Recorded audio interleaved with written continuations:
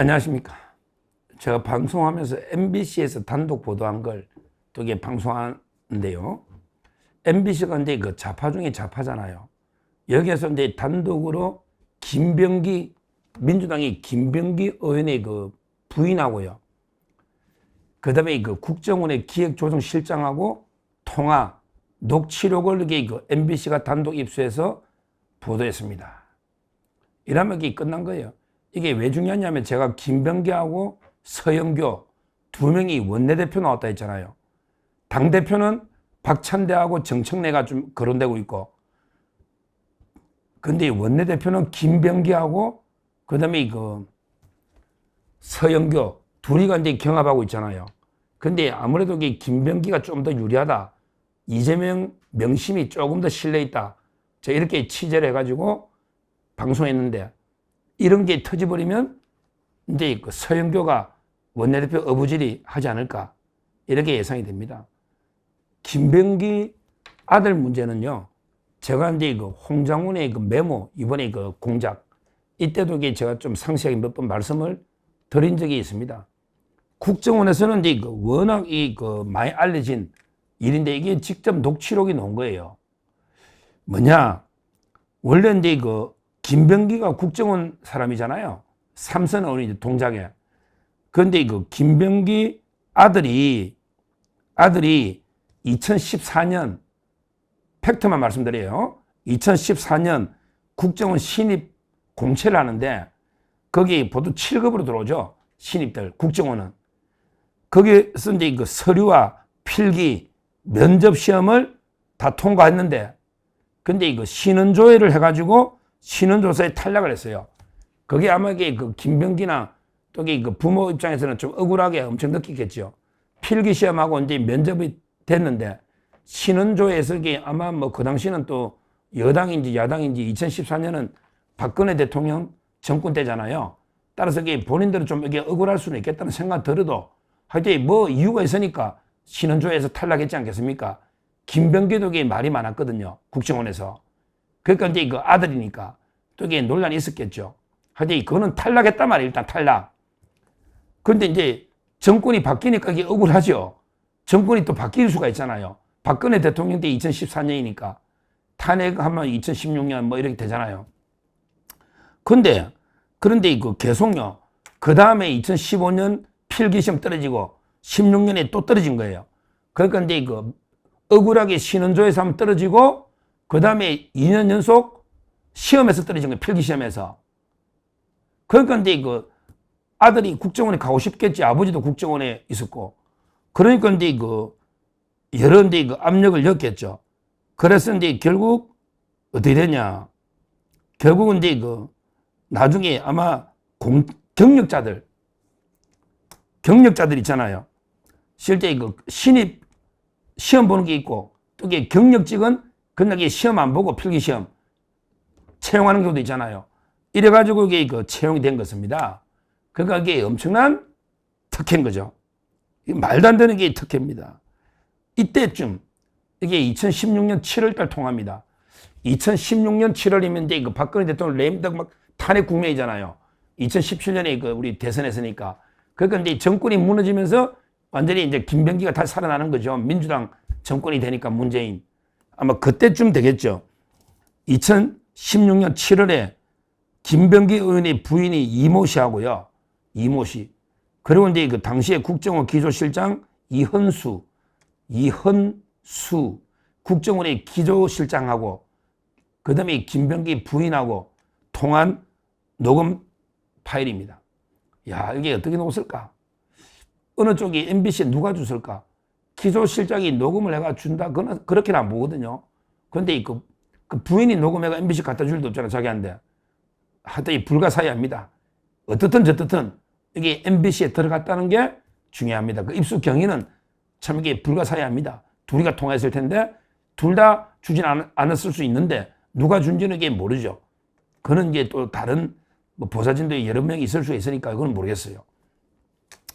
하여튼 이 통화 내역을 보면요. 뭐라 돼 있냐.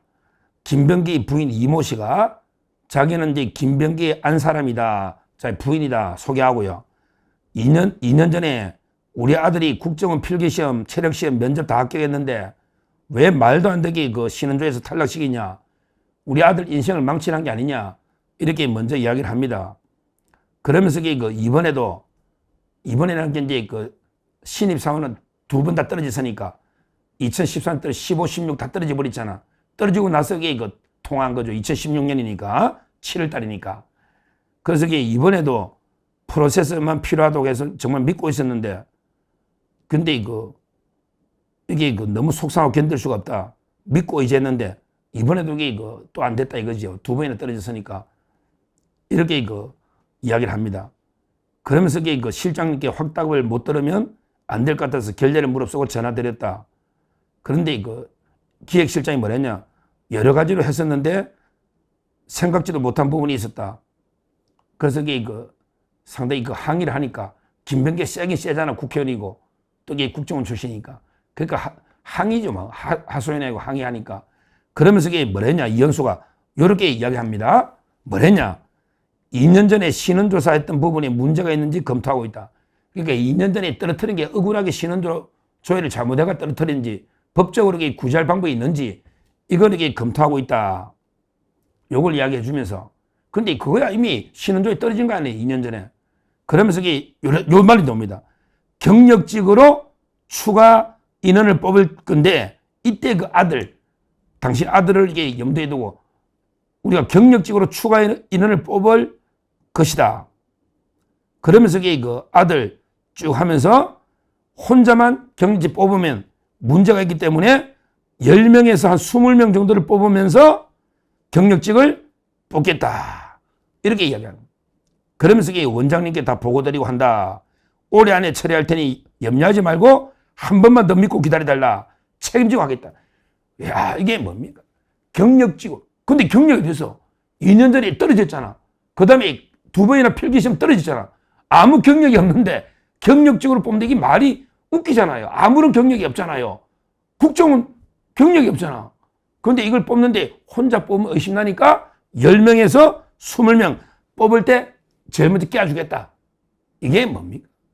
정말 이게 문제입니다.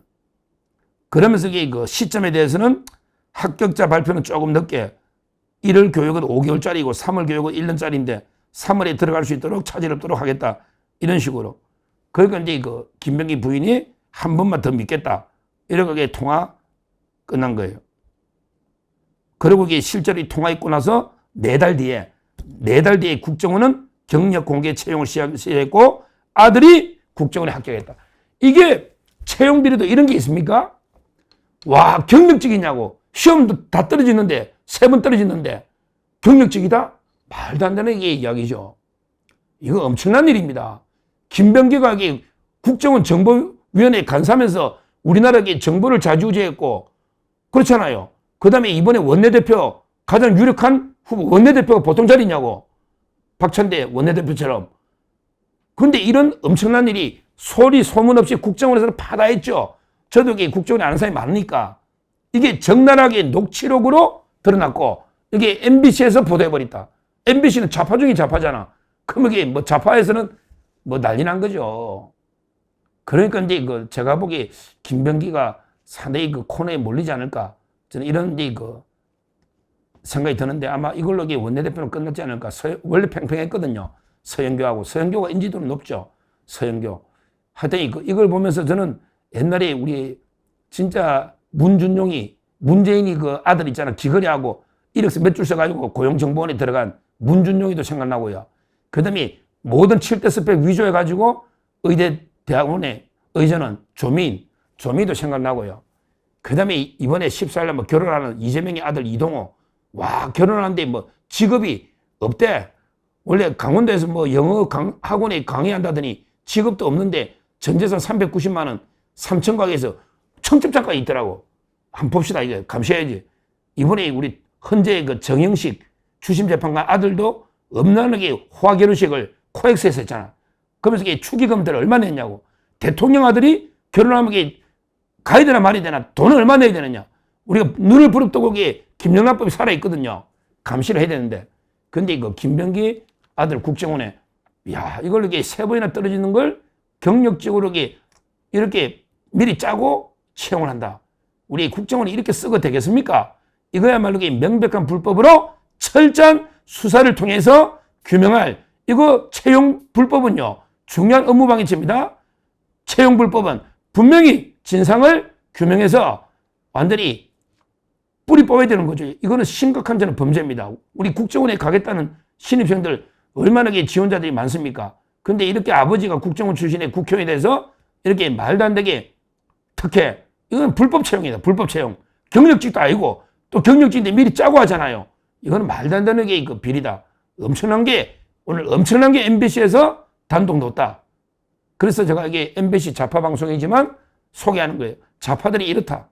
이게 우리가 민주당 의원들 심판해야 되니까 제가 MBC 보도를 팩트만, 또 이게 워낙 또 고소고발이 많으니까 팩트만 그대로 제가 말씀드린 거니까 이게 바로 좌파들의 민낯이다. 반드시 철저하게 수사를 통해서 불법 채용을 규명해야 된다. 이렇게 말씀을 드립니다. 감사합니다.